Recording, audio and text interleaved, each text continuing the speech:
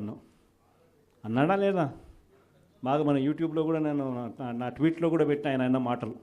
అప్పుడు ఎంత గట్టిగా అన్నాడు, మామూలు గట్టిగా కాదు. నేనున్నా, నేను తగ్గిస్తా,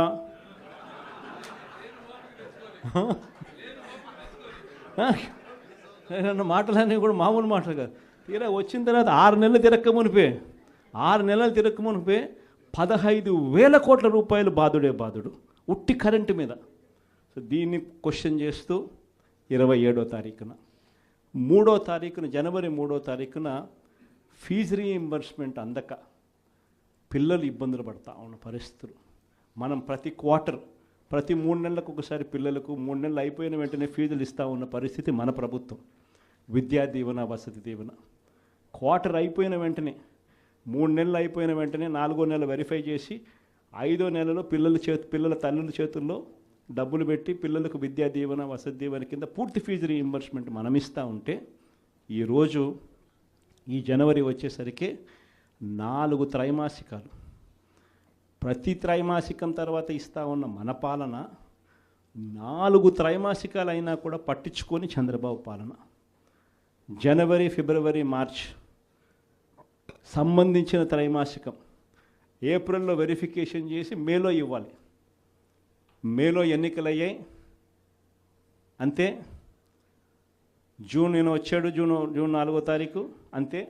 ఆడ నుంచి స్టార్ట్ అయింది. జనవరి, ఫిబ్రవరి, మార్చ్ పోయింది, ఏప్రిల్, మే, జూన్ పోయింది, జూలై, ఆగస్ట్, సెప్టెంబర్ పోయింది, అక్టోబర్, నవంబర్, డిసెంబర్ 4 త్రైమాసికాలకు సంబంధించి విద్యా దీవెన పూర్తిగా ఎగరగొట్టాడు. వసతి దీవెన కింద ప్రతి ఏప్రిల్లో మనం ఖచ్చితంగా క్రమం తప్పకుండా పిల్లలకు బోర్డింగ్ అండ్ లాడ్జింగ్ ఖర్చుల కోసం ఇస్తూ ఉంటుంది. ఈరోజు చంద్రబాబు నాయుడు ప్రభుత్వం వచ్చిన తర్వాత ఈ సంవత్సరం పూర్తిగా 0. ఈ విద్యా దీవెన, వసతి దీవెన అందక పిల్లలు ఇంజనీరింగ్ చదువులు మానేసి పొలం పనులలో పనులు చేసుకుంటా ఉన్న పరిస్థితులు. కాలేజీ యాజమాన్యాలు ఫీజులు కట్టకపోతే కాలేజీలకు మేము రావద్దండి అని చెప్పి చెప్తా ఉన్న పరిస్థితులు. ఫీజులు కట్టకపోతే నీకు సర్టిఫికెట్లు ఇవ్వమని చెప్తా ఉన్న పరిస్థితులు. సో ఆ పిల్లల తరపున జనవరి 3వ తారీఖున విద్యా దీవెన, వసతి దీవెన ఎందుకు ఇవ్వడం లేదయ్యా అని చంద్రబాబు నాయుడు ప్రశ్నిస్తూ దాని మీద ఒక ధర్నా. సో ఈ 3 ప్రోగ్రామ్స్ ఈ డిసెంబర్, జనవరి 3వ తారీఖు వరకున మనం ప్రోగ్రాముల్లో అనౌన్స్ చేసినాం. ఈ 3 ప్రోగ్రాములు విజయవంతం చేయడంలో మీ పాత్ర చాలా అంటే చాలా అవసరము, చాలా అంటే చాలా క్రిటికల్ అన్నది కూడా ప్రతి ఒక్కరూ కూడా గమనించవలసిందిగా మీ అందరితో కూడా సవినీయంగా కూడా ప్రార్థిస్తా ఉన్నా. ఇది కాక నా ప్రోగ్రాంలు పార్టీ బిల్డింగ్ గురించి కూడా చెప్పాలి. ఎందుకనంటే మన పార్టీ గ్రామ స్థాయిలో కూడా మన పార్టీ బలంగా ఉంది. కానీ బలంగా ఉన్న ఈ పార్టీని ఆర్గనైజ్ స్ట్రక్చర్లోకి తీసుకొని రావాలి. ఆర్గనైజ్ స్ట్రక్చర్లోకి తీసుకొచ్చే కార్యక్రమంలో భాగంగా పార్టీలో క్రియాశీలక మార్పులకు ఇప్పటికే నాంది పలికినాం. నా ప్రోగ్రాం కూడా సంక్రాంతి తర్వాత జనవరి 3వ వారం, జనవరి 4వ వారం నుంచి నా ప్రోగ్రాం కూడా ప్రతి పార్లమెంట్లోనూ నేను కూడా వచ్చి 2 రోజులు అక్కడే నిద్రపోతాను.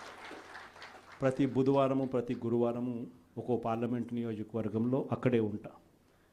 బుధవారం 3 నియోజకవర్గాలు, గురువారం మరో 4 నియోజకవర్గాలు, మొత్తంగా ఆ 2 రోజులు అక్కడే ఉంటూ శుక్రవారం కూడా అవసరాన్ని బట్టి అదే జిల్లాలో ఉండే కార్యక్రమం చేస్తూ ఉన్నాం. ప్రోగ్రాం కూడా మనం పెట్టబోయే ప్రోగ్రాం పేరు కూడా కార్యకర్తలతో జగనన్న పార్టీ బలోపేతానికి దిశానిర్దేశం అనే పేరుతో ఆ ప్రోగ్రాంలో పార్టిసిపేట్ చేసే కార్యక్రమం చేస్తాము.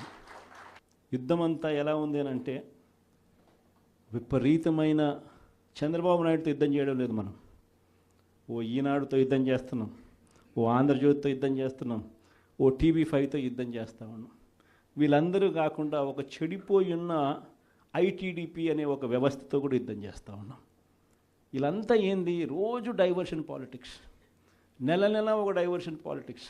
ఒక అబద్ధం వేస్తారు, ఆ అబద్ధాన్ని మనం తుడుచుకోవాలి. ఈ రకమైన డైవర్షన్ పాలిటిక్స్తో రోజు యుద్ధం చేస్తూ ఉన్నాం.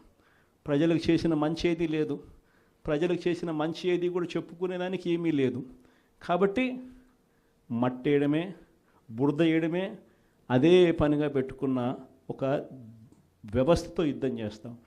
ఈ వ్యవస్థ లేక యుద్ధం లేక మనం కూడా చేయాలి అని అంటే మీలో ప్రతి ఒక్కరూ కూడా, ప్రతి ఒక్కరికి ఫేస్బుక్ పేజ్ ఉండాలి, ప్రతి ఒక్కరికి వాట్సాప్ ఉండాలి, ప్రతి ఒక్కరికి యూట్యూబ్ ఉండాలి, ప్రతి ఒక్కరికి కూడా ఈ మాధ్యమాలలో ట్విట్టర్ అకౌంట్ ఉండాలి, ప్రతి ఒక్కరికి కూడా మనం కూడా ఈ మాధ్యమాలలో మనకు కూడా ఉండాలి. ఎక్కడైనా మన గ్రామంలో ఏదైనా అన్యాయం జరుగుతున్నప్పుడు టకాని ఫోటో తీసి మనమే ప్రశ్నించాలి. ఎందుకు పెన్షన్ ఇవ్వడం లేదు ఈ అమ్మకు, ఇదిగో ఫోటో. ఎందుకు మా గ్రామంలో మా స్కూల్స్లో నాడు నేడు ఆగిపోయింది, ఇదిగో ఫోటో.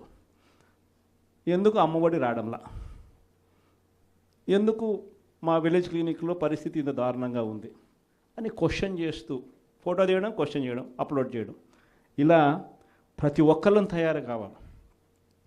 ప్రతి ఒక్కళ్ళం కూడా ఆర్గనైజ్ పద్ధతిలోకి మాదిరిగా పోయి గ్రామ స్థాయిలో మనం ప్రజలకు దగ్గర కాగలిగే కార్యక్రమం ఖచ్చితంగా జరగాలి. లేకపోతే వీళ్ళు చేస్తూ ఉన్న వక్రభాష్యం మామూలుగా లేదు.